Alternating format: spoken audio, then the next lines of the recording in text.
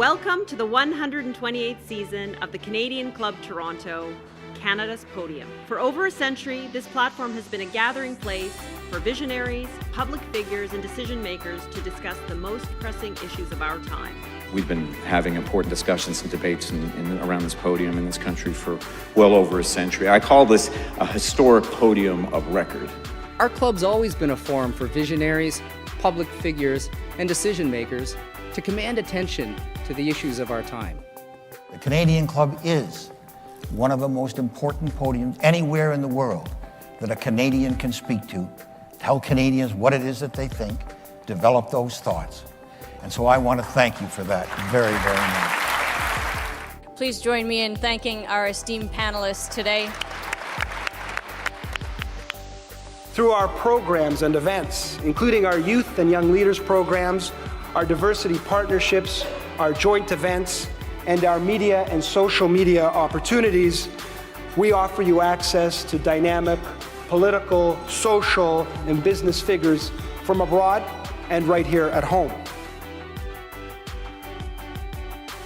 The platform from which the eloquence of Canada has flowed all of that time, whether it be business, education, politics, sports, arts, and culture.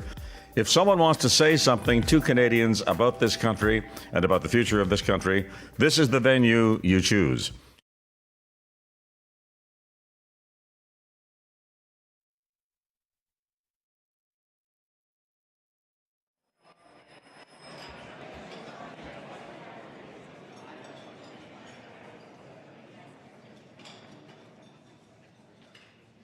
Good afternoon, everyone. My name is Tanya Van Biesen, Canadian Club Toronto President and your host for today. After 128 seasons, I'm proud that our club continues to address urgent issues with respected leaders who are committed to transformation. Environmental, social, and governance topics have become corporate priorities thanks to investor and public calls for accountability and transparency. Today's speaker is demanding and advancing solutions to the environmental challenges that threaten our planet. He's using his position and platform to make change in pursuit of a sustainable world, starting with his own company. He's a visionary leader who is walking the talk, and that's why he's here today at Canada's Podium. Our ability to bring you these important discussions is due to the support of our sponsors.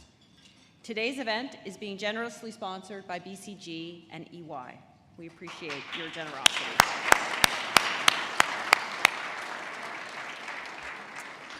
We are grateful that the Canadian Bankers Association is our season sponsor again this year and that Air Canada remains our official airline sponsor. We are also proud to share that Canada's Forest Trust Corporation is our smart forest planting partner for the third season in a row. Through this partnership, we've planted and protected 1,250 trees to date, which is estimated to capture over 196,000 kilograms of carbon dioxide throughout their lifetime, which is equivalent to over 1,000 flights between Toronto and Montreal.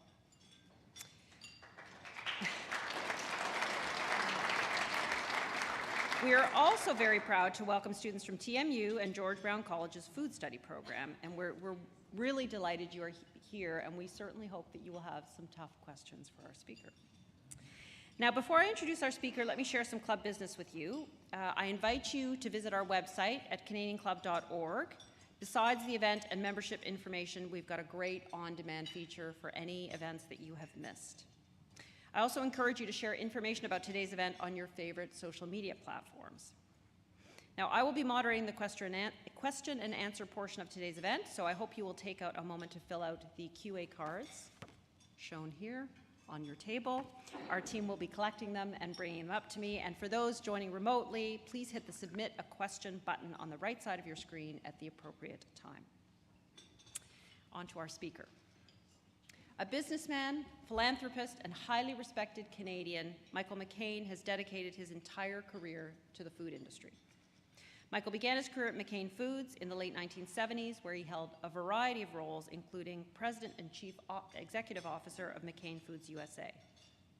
He joined Maple Leaf Foods in 1995 and became CEO of the company in 1998, a position he held until May 2023. Today, Maple Leaf Foods is one of Canada's leading prepared meats and poultry producers, a significant food exporter, and a critical part of our domestic and global food supply. Michael's values-based vision for the company to raise the good in food has revolutionized Maple Leaf Foods. Here are just two examples. Under his leadership, Maple Leaf Foods became the world's first major carbon-neutral food company 5 years ago. Michael also established the Maple Leaf Center for Food Security, a charitable organization dedicated to addressing systemic causes of food insecurity. Outside of these roles, he serves as a director of McCain Capital, he's a member of the Business Council of Canada, and he is a trustee of the Centre for Addiction and Mental Health Foundation. Michael, Canada's podium is yours.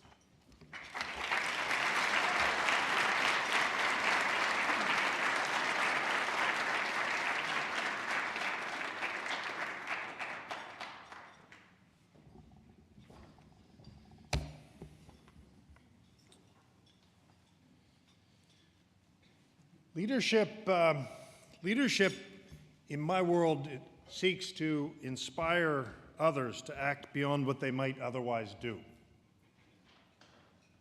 Compliance, on the other hand, implies there's a level of submissiveness and obedience, which is a failure of leadership. I'd like you to think about that, and I'll come back to it. Good afternoon, everybody. I want to thank you for taking the time out of your very busy days to be with us here today. The world is on fire. We see the devastating consequences of this every single day, and our grandchildren will bear the brunt if we fail to lead. Your presence here today says that you care, and I thank you for that. Corporate compliance, as we know, is critical to good governance. Yet it rarely achieves material change in and of itself.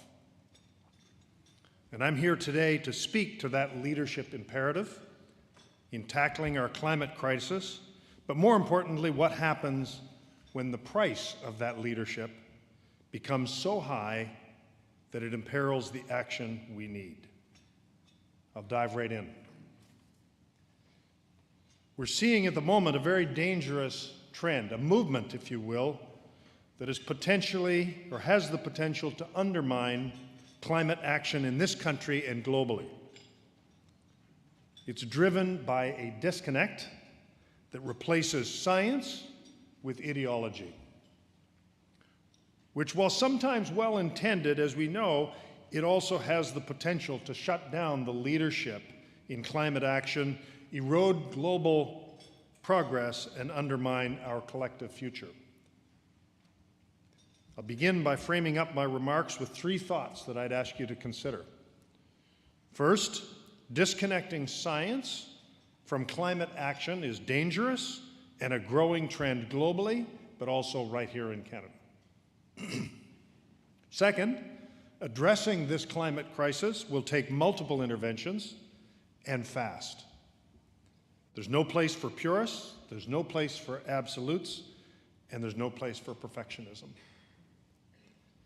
And third, we need to demand smart public policy from governments which clearly achieves its real impact and avoids unintended consequences.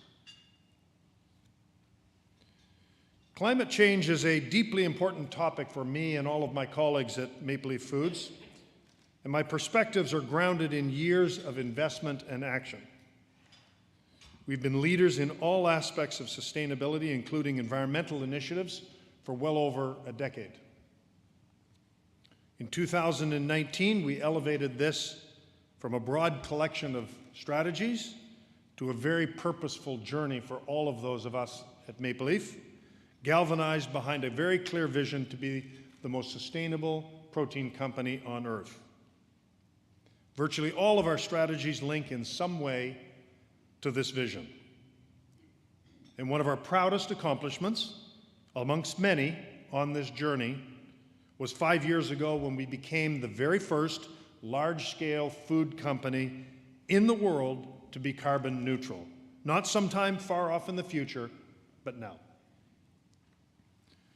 We've simultaneously committed to shared value creation, which means that we take a multi-stakeholder lens on our business. We seek to create value in balance for all of our stakeholders, including the animals in our care and the environment, while also embracing the need for a healthy business. In doing so, we reject the primacy of shareholders in our decision-making. We maintain a long-term horizon, and we're willing to advocate on matters that are important to society, not just our narrow corporate interests. Finally, we are unabashed, simply unabashed in actively seeking to connect these defining features of our company, culture, and our vision to our financial success over time. This includes communicating them as distinctive points of difference that build reputation and affiliation with our company and our products, so we don't force that existential trade-off between virtue and money.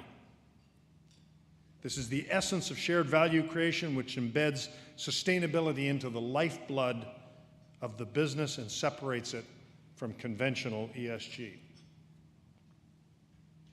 The work we do is even more urgent today than it was when we started this journey.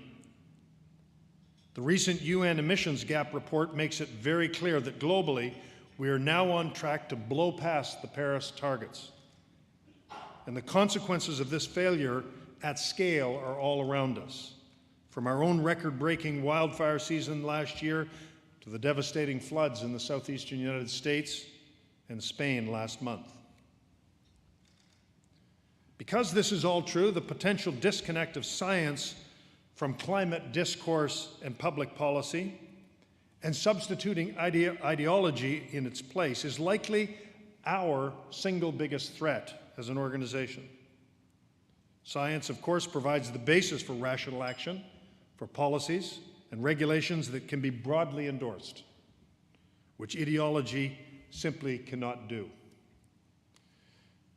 Of course, this threat is increasingly a topic of heated discussion around management and board tables.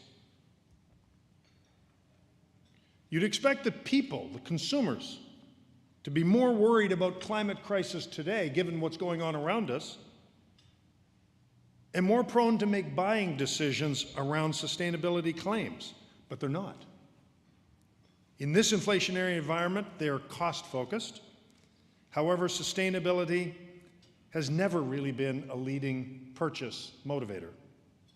In research we commissioned this year and consistent with other polling data, only 36% of Canadians were very concerned about the climate crisis, down from 45% a year ago. Beyond price considerations, consumers are becoming jaded by sweeping and sometimes indefensible claims, making it increasingly difficult to gain credit in the marketplace for legitimate points of difference and material investments that support them.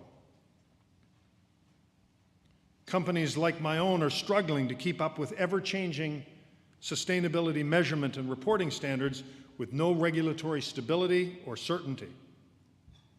And even more worryingly, legislation is ramping up around the world that increasingly penalizes companies for their environmental claims. In this environment where leadership is punished and compliance is actually rewarded, not surprisingly, businesses are quietly deprioritizing and downplaying their sustainability commitments and actions. Let's face it, if fewer people care, and if legal, regulatory, and reputational risk is increasing, why bother? Well, I'll tell you why. Because none of us, especially those of us leading businesses, can shirk our responsibility to do more, faster, better, if we're to reverse the course of this climate crisis. We have to bother, and we have to care. Because we can't thrive in an increasingly perilous, unpredictable world as it is today. Clearly, government has an essential role in setting broad environmental goals, policies, and regulations. Government must also protect consumer interests by ensuring corporate and product claims are truthful and transparent to curb so-called greenwashing. In its most egregious form, this requires a deep understanding of science and recognition of the evolving and often contradictory state of sustainability pathways and measurement, which, for example, has led to a fundamental disagreement in many parts of the world over how carbon management strategy should unfold and the tools available. In this context, science must prevail, and we need to reward leadership, not punish it. This brings us to greenhushing, the unintended consequence of an overzealous approach to policing sustainability.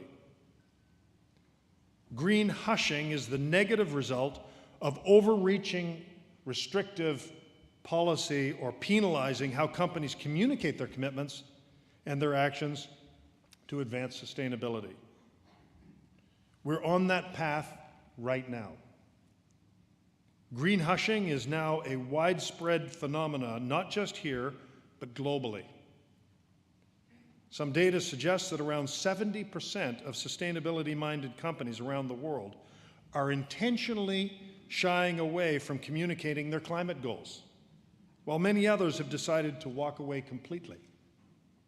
They're taking this very counterintuitive step to comply with new, seemingly well-intended, but far-overreaching, and often ill-informed regulation. Remember, just a few years ago, companies around the world across all industries were making very public pledges to dramatically reduce or eliminate their carbon footprint. Dialing back their advocacy almost universally means dialing back their action. Of course, greenwashing is a real issue, and we well understand that. It robs earnest effort of their credibility and impact. It discredits good actors and fuels public mistrust. But the greater risk, the absolute greater risk, is greenhushing, which at best stifles and at worst suppresses serious efforts to make progress in driving sustainability initiatives. Greenhushing shrinks leadership into mere compliance. One of the most visible examples of the disconnect between science and climate internationally is walking back the role of carbon offsets in carbon management strategies and associated claims attached to outcomes for carbon offsets. World-renowned climate scientists like Dr. Catherine Hayhoe describe our climate challenges using this very simple metaphor. Think of the atmosphere like your backyard swimming pool, where the water level in the pool is the amount of carbon in the atmosphere. There's a hose, think emissions, putting more water in the pool. And the drain, think sequestration, taking water out of the pool. Over time, the water level's been rising faster and faster as we've continued to turn up the hose. So as Dr. Hayhoe describes it, our future has to be a combination of materially reducing or turning off the hose, increasing the size of the drain, and learning how to swim because the water level's already over our heads in many areas. Clearly, the offset market, which is the best representation of the drain, has earned its reputation as the Wild West. Of course, in a nascent field, there have been integrity challenges. We know that. Yet using that simple metaphor, planet Earth cares little about the hose or the drain. It is only impacted by the water level. However, check out the emotion in this topic attached to the debate on the matter this past spring. It culminated in the resignation of the Chief Executive Officer of the Science Based Target Initiative as they attempted to embrace the scientifically sound and legitimate tool as an integral part of a robust and urgent approach to our global problem. Ideological purists seem to ignore the science, arguing instead that all carbon reduction has to occur within the emitter's own value chain or not be considered at all. The rational answer, of course, is that we need both to continually reduce our own emissions, turning off the hose, while using offsets to achieve broader reductions, now increasing the drain. Of course, we need to solve for bad actors in the offset market. Of course we need to do that. And we need to create a science-based approach in the industry, but for certain, this should not diminish their role. We can't afford to throw out a powerful solution just because it's been misused, and the better answer is fix it. Another example, an immediate example, is the desire for many in the climate science world to find ways of, quote, raising the bar. They're raising the bar actually in the middle of the jump. The Science-Based Target Initiative, again, which lines up a company's carbon reduction targets to support the Paris Agreement goal of under 2 degrees global warming, sets an extremely high bar in the first instance for businesses to reduce their carbon footprint and make related claims. Only now the bars just got higher, requiring a completely revised greenhouse gas reduction methodology for all companies, including those who have targets already in place.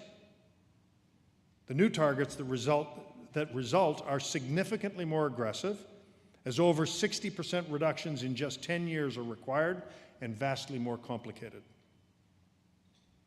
Now, we fully embrace the idea of raising the bar, but it has to be done without disincenting those who are committed, working really hard but struggling to meet the standards that already exist and were originally established. Maybe a better path to incent leadership might be simply to create a new race rather than moving the finish line in the old one. These are global examples, but the same shift is occurring right here in our backyard, right here in Canada. The most recent is a new piece of legislation in Ottawa, which, although well-intended as the, quote, anti-greenwashing bill, has unintended consequences that are full-on greenhushing. Bill C-59. Bill C-59, passed this past July, is simply put, bad public policy. On first blush, adding stricter rules around greenwashing sounds like a terrific idea. What a great idea. Holding companies accountable for their bold sustainability and environmental claims and making sure that there are consequences to that. What a great idea.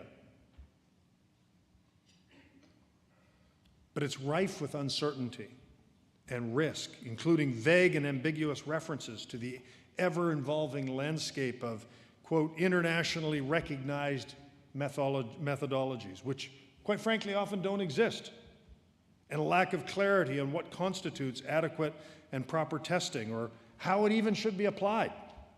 In short, it holds companies to a standard and a framework that doesn't exist in the climate field today. Despite the vague nature of the requirements, there are serious consequences, including rights for private or legal action and material financial penalties of up to $10 million or 3% of a company's revenues. This legislation shifts the onus on companies to prove that their environmental statements are not misleading and invites claims, that it actually invites claims, where the only test to get standing is public interest based on the plaintiff's subjective reasoning and not actual damages or impact. The reputational and the financial risk that this conjures up is acute, as it opens a door to the most frivolous objections, including those advancing interests or an ideological agenda. Some might argue that we should wait for formal guidelines to be published, hopefully by next summer. No. There's no amount of guidance or guidelines which can compensate for what is simply bad policy and the enormity of risk it poses to leadership on climate action that is urgently needed. The chilling effect this has on companies attempting to lead is acute, and we're already seeing those strong signs of greenhushing amongst our peers in the North American food sector, who are actually pulling back on their initiatives, removing any reference to sustainability commitments from their websites, financial statements, and marketing materials, and simultaneously scaling back their initiatives and engagement to address the challenges we face. And we know for certain that many more are making plans as we speak to do the same. I can assure all of our stakeholders, all of them, that without the ability to actively communicate the progressive things that we do at Maple Leaf Foods in the face of undue legal, reputational, or bureaucratic risk, we simply will not do those things. Greenhushing shrinks leadership into mere compliance. If the primary objective is engaging the corporate world to be part of the climate solution and not part of the problem, Bill C-59 will have exactly the opposite effect. Of course, making false and misleading claims is flat out wrong. What is needed is public policy that establishes actual clear support for business to advance their sustainability commitments in a credible and transparent way, finding pathways to incent leadership and progress even in the absence of perfection, and avoiding the unintended consequence of greenhushing. So what are the takeaways and insights for us to consider here today? Number one, our climate crisis is accelerating, and even though most consumers are not particularly moved for understandable reasons, we need to be. Second, disconnecting science from climate action is dangerous and a growing trend. Science, not ideology, must be the guiding light. Third, embracing leadership is more important than penalizing bad actors, lest we reward compliance over investment and action. There's no place for purists, absolutes, and perfectionism. We have to move too quickly for that. Number four, we urgently need to fix problems like bad actors in carbon offsets or egregious greenwashing to restore confidence, but we have to do so avoiding the unintended consequence of greenhushing. The Integrity Council for the Voluntary Carbon Market is an excellent example of that kind of controls that are needed. Bill C-59 should frankly be repealed, and a consultative process that leads to sound public policy established. Let me leave you with a very simple message. We're not going to win this climate battle with whispers. We need to be shouting, yelling, roaring. Companies that lead need to be handed a bullhorn, not a muzzle. We face a climate crisis and we need action. Canada needs more climate leadership. The world needs more climate leadership. And it's the future, our children's future, our grandchildren's future that's at stake. And the science is clear. It's very clear. Every action matters. Every voice matters. Every decision matters. Every year matters. Every choice matters. So let's embrace the challenge with urgency, some good science, and some really good goddamn common sense. So.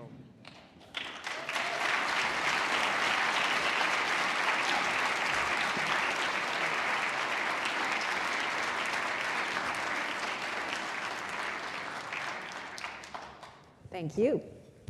I've been given questions, I've prepared questions, but I'm going to put those aside. Oh my goodness. Just for a minute. What brought you to this place? That's a long story, and we don't have a long time. So I'd say it's a combination of the intersection between our belief system, because we believe in this passionately. All of my colleagues and in the organization that I've spent most of my adult life with, we believe in it quite passionately. But we found the intersection between what we believe in and strategy for distinctiveness in our industry.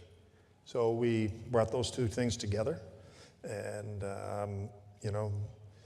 one of my favorite illustrations of that is a Japanese concept that I think they refer to it as ikigai, which is finding your place of the intersection between what you believe in, what you love, what you're good at,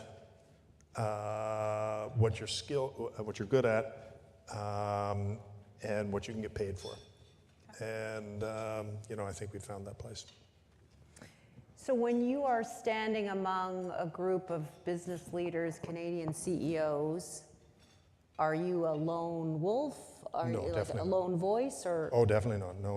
No. So There are many very passionate people that are standing up, taking leadership roles. I think my fear is, seeing those people dial back their passion and their advocacy and therefore their action. But no, definitely not alone. I think you fear in the world where where's the belly of the curve, the large majority. I think we need more voices at the table. Okay. But it is definitely not alone. There are many others that feel very, very comparably. Okay.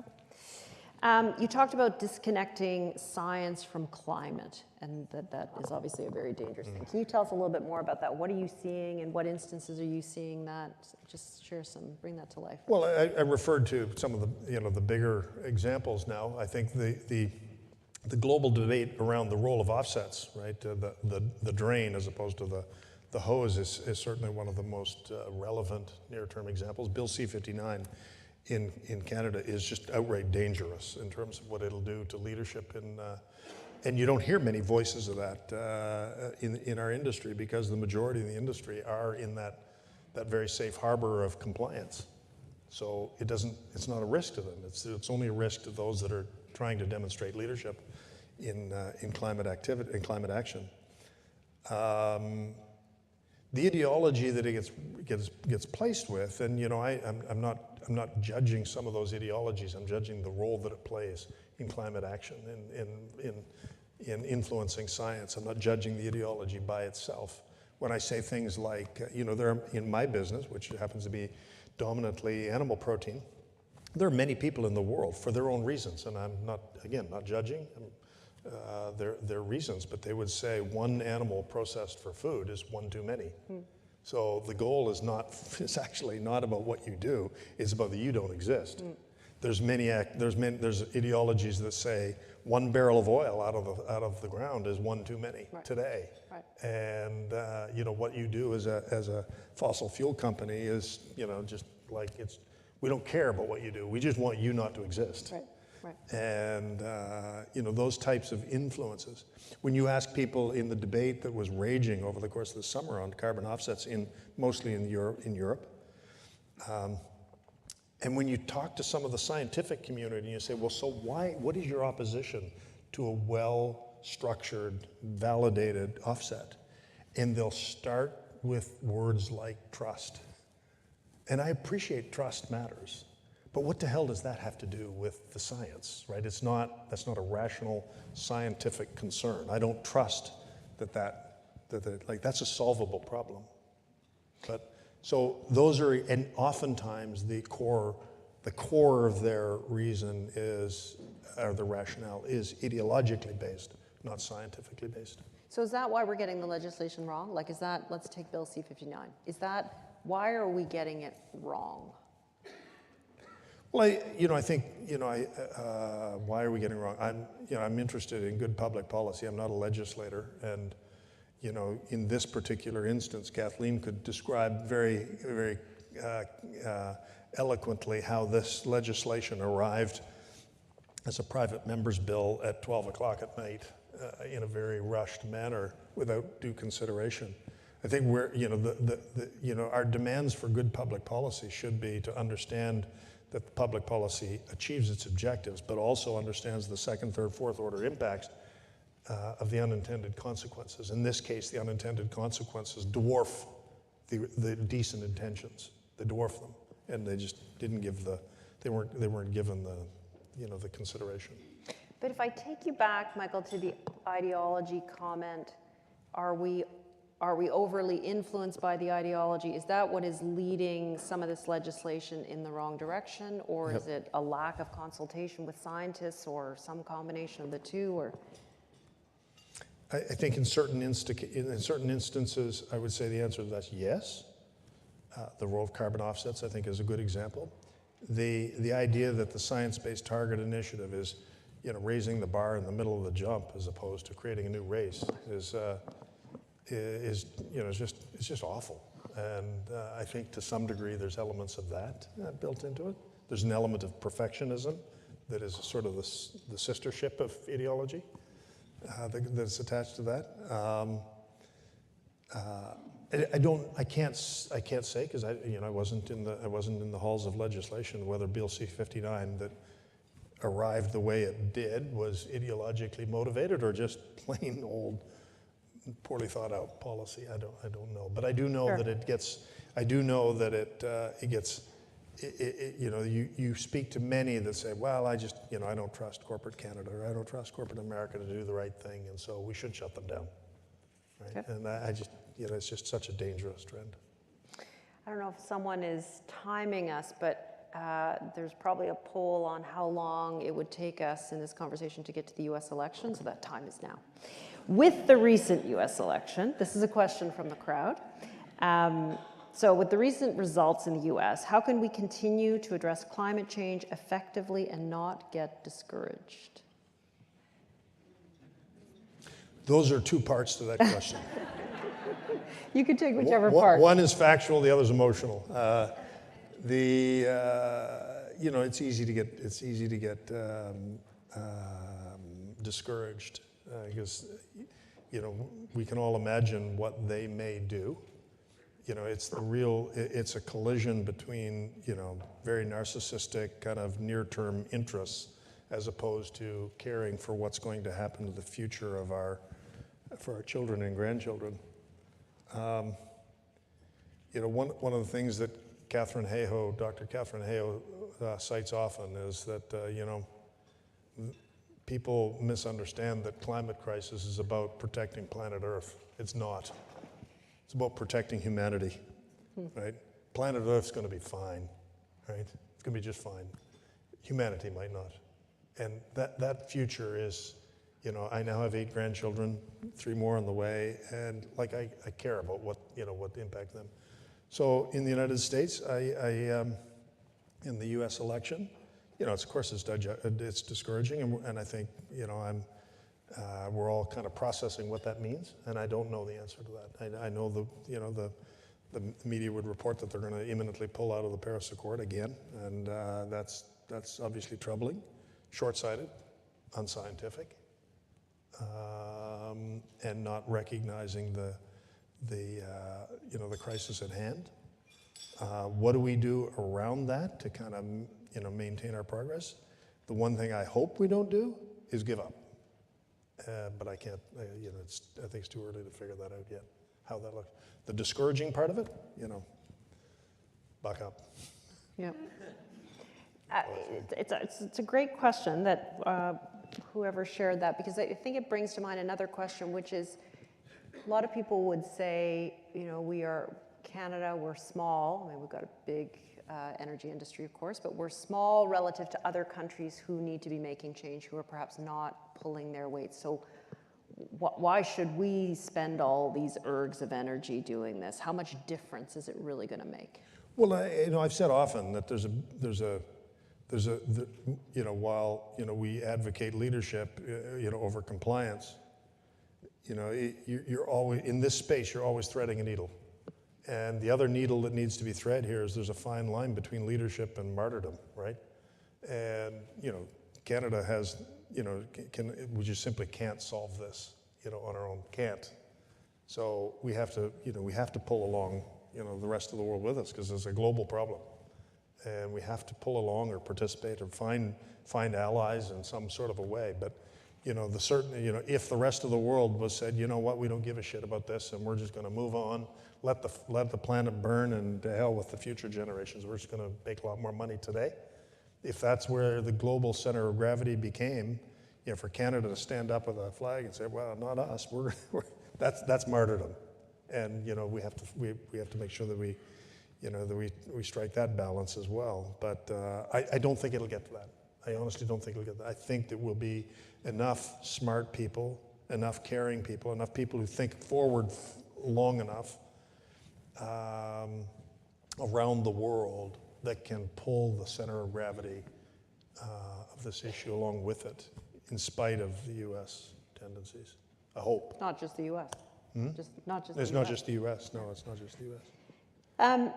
Let me ask you some consumer-driven questions. So you referenced in your remarks that the consumer interest or around this topic is declining. Talk about that. You're in a consumer-driven business. Why do you Yeah. think that is? What's happening?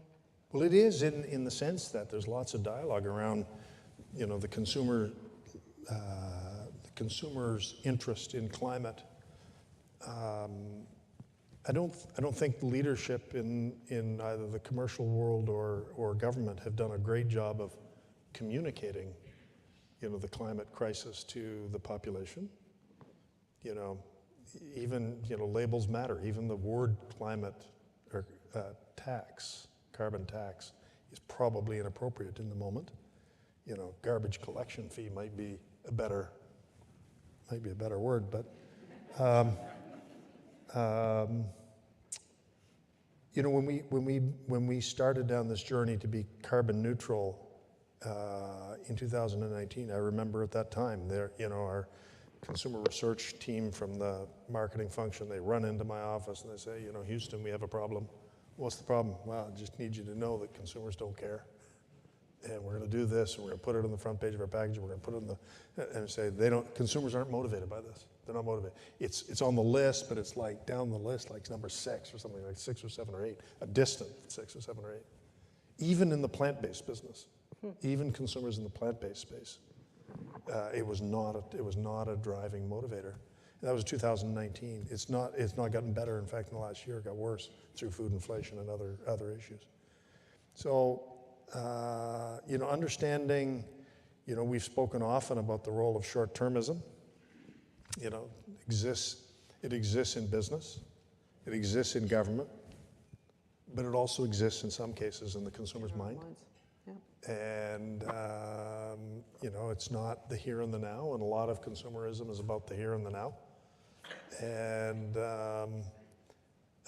I think one of the reasons why we took the step that we did, kind of in connection to our belief system, is the Wayne Gretzky effect of where's the puck going, not where is it, and we felt that was going to increase. Sadly, it hasn't this year. But if you take a long-term view, I would hope that it would materialize. But I've said often in my discussions in Ottawa and other parts of the world, and with commercial leaders in Canada, business leaders, is that it's really our job to own how the consumer feels about this.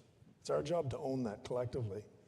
And I think we've really sort of failed them in not communicating it in terms that are accessible and digestible for them and their futures. Right? Question from a friend of yours. What are the 3 things you would tell a CEO to do first as they begin their determined journey to zero carbon? Tell me that again, please. What are the 3 things you would tell a CEO to do first as they begin their determined journey to zero carbon? The 3 things they would do.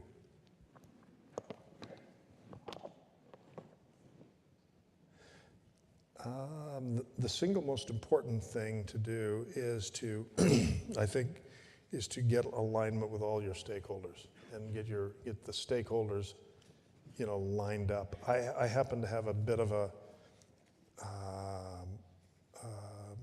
little bit of an edge in that one because my family has a controlling interest in the company that we're taking this position in. So that helps, makes it easier, right? So we don't have to worry about some of the risks that exist in many corporate boardrooms. So we can take a longer term horizon attached to this. And that idea of a long horizon really matters. But I'd say get alignment to the stakeholders, number 1. Number 2 is figuring out how to balance all of these interests in a way that starts with monetizing your investment in, like we're pretty unabashed in doing our level best to monetize this as a point of distinction in the marketplace.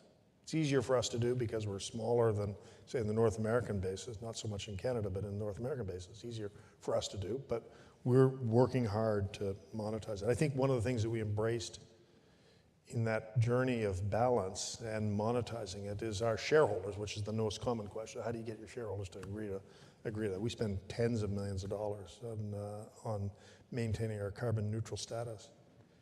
One thing I've learned about shareholders over the last, in a public company, prior experience in a private company, is that shareholders by and large are not really that enamored with maximizing their interest. They're more interested in you meeting their expectations.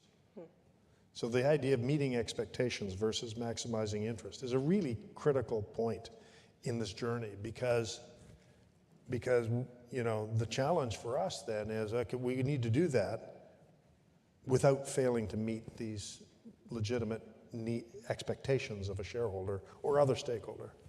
And I think we've found the path to be able to do that, to be able to do both, not or. We've described it in the terms of not succumbing to the tyranny of the word or. It's the magic of the word and. We need to do this and meet the shareholders' expectations. If we meet their expectations, yeah, but if you weren't carbon neutral, you could have been $10 million or $20 million more. They don't really care about that, as long as you meet their expectations.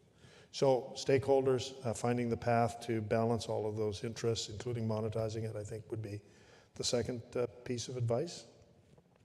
And then the execution is obviously, challenging. We are an executionally minded culture, and I think building out the executional framework so it's not a poster on the wall, so you're really doing it, makes a huge difference. Those would be the three things I'd say. Now, you asked us to roar, not whisper, so I will give the last nod to a TMU student whose question is, what can a student do? What can they and their peers do to advance this agenda?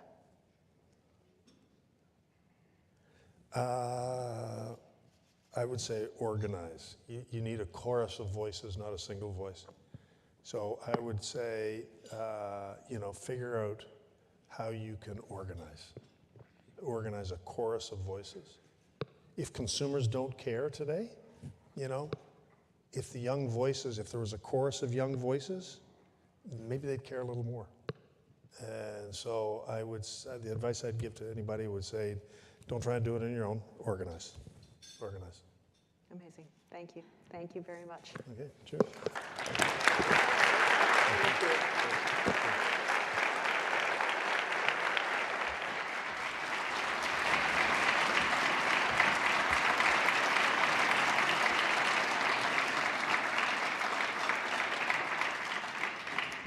Michael, thank you. On behalf of the Canadian Club of Toronto, I want to thank you for sharing your vision, your advocacy on this seminal issue of our time, which is environmental sustainability and, as you said, the future of the human race. We appreciate every day at this podium an honest critique, so we appreciated very much your critique of the issues that threaten progress on climate action, shining a light on issues like greenwashing, greenhushing, and the potential impacts of Bill C-59 are important for us to understand so that our awareness is heightened. Complacency is clearly not an option. We all need to be loud and active and roar, as you say, as you and Maple Leaf Foods have done, if we are going to address these existential threats. So thank you again for providing somewhat of a roadmap for all of us to get there. Now, before we close, I want to invite our audiences to join us on Thursday of this week for the leader of the New Democratic Party of Canada, Jagmeet Singh. He will be here at the podium, and then the following day, Friday, we will be joined by the Honourable Mark Miller, Federal Minister of Immigration, Refugees and Citizenship. And next week, on Friday, we welcome the Honourable Caroline Mulroney, President of the Treasury Board of Ontario and Minister of Francophone Affairs. And on December 4th, we will welcome the CEO of Emera, Scott Balfour. Please visit our website, again, canadianclub.org, for more information. One more round to BCG and EY for your support for our event today. Lastly, I would like to thank our AV supplier, VVC Live, for facilitating today's event. Thank you again, everyone, for being here, and we hope to see you again soon.